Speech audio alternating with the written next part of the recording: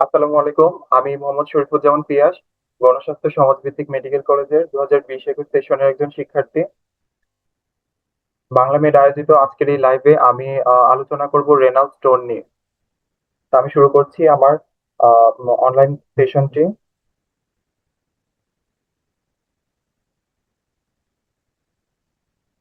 একটা কিডনির, আমরা জানি কিডনিতে দুটো পোর্শন থাকে, রেনাল কর্টেক্স, রেনাল মেডুলা। তো রেনাল কর্টেক্সে হচ্ছে রেনাল টিউমার গুলো বেশি হয়, আর রেনাল মেডুলাতে স্টোন গুলো বেশি হয়। এক একটা স্টোন, বিভিন্ন ধরনের রেনাল স্টোন আছে। তো এক একটা স্টোন হওয়ার প্যাথোলজি এক এক রকম। তো আমরা এখন আলোচনা করছি বিভিন্ন ধরনের স্টোনের। Basically there are 5 type of stone. Calcium calcium oxalate stone, এটা হচ্ছে সব থেকে বেশি হয়, 70%। তারপরে আছে ম্যাগনেসিয়াম অ্যামোনিয়াম ফসফেট স্টোন। এটার আরো কয়টা নাম আছে: ট্রিপল স্টোন, স্ট্রুবাইট স্টোন, যেটা অনেক সময় ভাইবাতে জিজ্ঞেস করা হয়, uric acid stone, cystine stone এবং xanthine stone. Calcium oxalate stone নিয়ে এবার আমরা আসছি, যে এই স্টোন গুলো কাদের হবে: যাদের হাইপার ক্যালসিমিয়া এবং ক্যালসিউরিয়া আছে, তাদের ক্ষেত্রে এটা হতে পারে। যেমন হাইপার প্যারাথাইরয়েডিজমে যারা সাফার করে বা ডিফিউজ বোন ডিজিজ আছে, তাদের ক্ষেত্রে এটা হয়।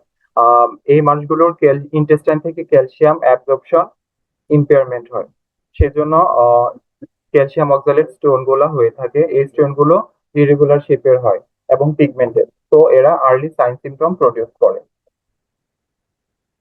তারপর magnesium ammonium phosphate stone, basically এরা ইউরিয়া স্প্লিটিং অর্গানিজমের জন্য হয়ে থাকে। আহ, ইউরিয়া, আমরা কি জানি যে প্রোটিয়াস অর্গানিজম গুলো বা স্টেফাইলোকোকাস, বেসিক্যালি প্রোটিয়াস, ওরা কি করে অ্যামোনিয়া থেকে, ইউরিয়া থেকে অ্যামোনিয়াতে কনভার্ট করে। এজন্য যে জন্য অ্যালকালাইন ইউরিনে magnesium ammonium phosphate salt precipitation হয়। এবং এরা এতটাই বড় স্টোন করে তৈরি করে যে অনেক সময় এটা দেখা যায় হরিণের শিংয়ের মতো এই স্টোন গুলো হয়। এজন্য এটার আরেকটা নাম হচ্ছে স্ট্যাগহর্ন ক্যালকুলাই। ভাইবাতে অনেক সময় জিজ্ঞেস করা হয় যে স্ট্যাগহর্ন ক্যালকুলাই জিনিসটা কি, বা এটা কোন ধরনের স্টোনে পাওয়া যায়। তারপরে আরেকটা টাইপ হচ্ছে uric acid stone. Uric acid stone হচ্ছে কমনলি এটা গাউট পেশেন্টদের ক্ষেত্রে দেখা যায়, যাদের হাইপার ইউরিসেমিয়া থাকে তাদের ক্ষেত্রে। অনেক পেশেন্ট আছে যাদের ইভালুয়েট করলে দেখা যাবে যে হাইপার ইউরিসেমিয়া নেই, বা ইউরিনে ইউরিক অ্যাসিড এক্সক্রিশন হচ্ছে না, তাদেরও ইউরিক অ্যাসিড স্টোন হতে পারে। সেটা কিভাবে হয়: যাদের ইউরিনারি পিএইচ 5.5 এর নিচে চলে যায়, তাদের ক্ষেত্রে এটা হয়, কারণ ইউরিক অ্যাসিড স্টোন তৈরির প্রিডিসপোজিং ফ্যাক্টর এটা। Uric acid insoluble in acidic urine. আর হচ্ছে আমরা জানি ম্যাক্সিমাম স্টোন হচ্ছে কি, আমরা যখন রেডিওলজি করব, রেডিওলজিতে হচ্ছে 90% স্টোন গুলো হচ্ছে রেডিও অপেক। আর এই ইউরিক অ্যাসিড স্টোন গুলো হচ্ছে রেডিও লোসেন্ট। এরপর হচ্ছে সিস্টিন স্টোনে আসছি আমরা। সিস্টিন স্টোন গুলো, এই যে এখানে হচ্ছে একটা রেডিওলজির ছবি দেওয়া আছে জুমাটোলজিতে, যে আমরা ম্যাক্সিমাম স্টোন দেখা যায় যে রেডিও অপেক। আহ আমরা যখন রেডিওলজি করব সেগুলো হচ্ছে সাদা দেখা যাবে, বাট ইউরিক অ্যাসিড গুলো যেগুলো হচ্ছে কি রেডিও লুসেন্ট হবে। এরপর হচ্ছে লাস্ট টাইপ সিস্টিন স্টোন। এই স্টোন গুলো হচ্ছে যাদের genetic defects of amino acid reabsorption হয়, তাদের ক্ষেত্রে হতে পারে। আহ, এই স্টোন গুলো লো ইউরিনারি পিএইচ এ তৈরি হয়। তাহলে এবার আমরা একটা কনক্লুশনে আসি।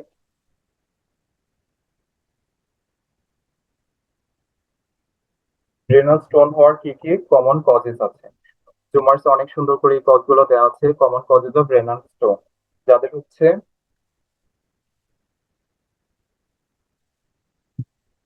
যাদের স্টোন কনস্টিটিউয়েন্টের কনসেন্ট্রেশন অনেক বেশি হয়ে যায়, ইউরিনারি পিএইচ এ চেঞ্জ হয়, ইউরিন ভলিউম যদি কমে যায়, অথবা কোনো ব্যাকটেরিয়াল প্রিডিসপোজিং ইনফেকশন থাকে। এছাড়া হাইপার ক্যালসিউরিয়া, হাইপার অক্সালিউরিয়া, হাইপার ইউরিকোসুরিয়া, এই জিনিসগুলোও থাকতে পারে। যাদের থাকে সবার কি স্টোন হবে কিনা একটা কোশ্চেন আসতে পারে না? না, যাদের থাকে সবারই স্টোন হবে না। স্টোন গুলো তাদের হবে যাদের কিছু সাবস্টেন্স ইউরিনে অ্যাবসেন্ট প্রেজেন্ট থাকে, যারা হচ্ছে ক্রিস্টাল ফর্মেশন করে। এই ক্রিস্টাল সাবস্টেন্স গুলো হলো পাইরোফসফেট, ডাইফসফোনেট, সাইট্রেট, গ্লাইকোজ্যামিনো গ্লাইকান এবং আরো বিভিন্ন ধরনের সাবস্টেন্স থাকে। এই জিনিসগুলো হচ্ছে ক্রিস্টাল ফর্মে হেল্প করে।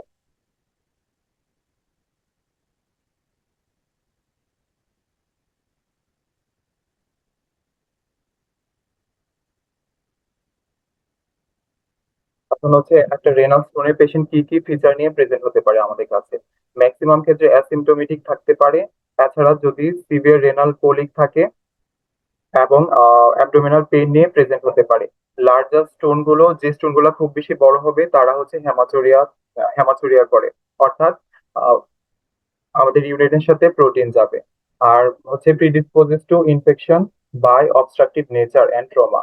এই স্টোন গুলো আমাদের ইউরিনারি পাথওয়েতে, ইউরেটার বা আর অন্যান্য ইউরিনারি পাথওয়েতে অবস্ট্রাকশন করবে এবং ইনফেকশন তৈরি করে থাকে।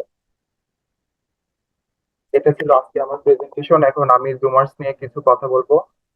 জুমার্সে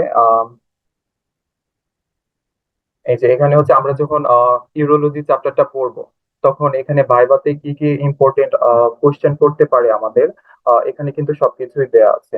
যে clinical presentation of renal disease আমাদের ভাইভাতে গেলে সব থেকে কমন যে কোশ্চেনটা করে। এছাড়া এই যে এখানে দেয়া আছে মেনশন 3 নাম্বার কোশ্চেনটা, mention 3 types of renal calculi, state the factor for renal calculi formation, name to malignant tumour of kidney. এই যে এই কোশ্চেন গুলো এখানে যে সুন্দর করে দেয়া আছে, এগুলোই হচ্ছে আমাদের অনেক ম্যাক্সিমাম টাইমে ভাইভাতে জিজ্ঞেস করে।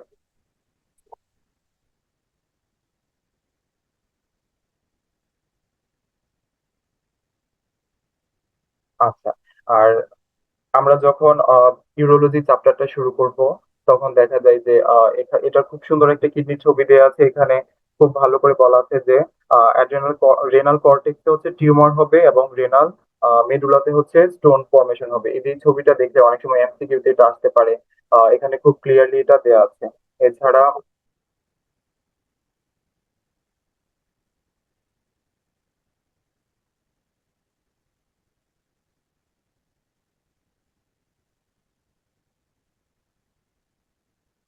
আর জুমার্স প্যাথোলজিতে ভাইভাতে আমাদের জন্য যা যা ইম্পর্টেন্ট সবকিছুই কিন্তু দেয়া আছে। আর সব থেকে বেশি ইম্পর্টেন্ট যেটা, সেটা হচ্ছে নেমোনিক। আমরা অনেক সময় দেখা যায় যে কয়েকটা টাইপ থাকলে বা বিভিন্ন ধরনের এক্সাম্পল থাকলে সেগুলো মনে রাখতে খুবই কঠিন হয়ে যায়। এখানে যে দেখা যায় নেফ্রোটিক সিন্ড্রোমের আমরা ভাইভাতে খুব প্রায়শই জিজ্ঞেস করে ম্যাসিভ প্রোটিনিউরিয়ার কজে। তো এখানে যে সুন্দর করে একটা নেমোনিক্স দিয়ে দেয়া দেয়া আছে, যে সবাই দেখা যায় যে নেমোনিক্সটা একবার পড়লে মেসি প্রোটিনের গুলো খুব ইজিলি মনে রাখতে পারবে। এই ছিল আমার আজকের প্রেজেন্টেশন রেনাল স্টোন নিয়ে বা জুমার্স প্যাথোলজি নিয়ে।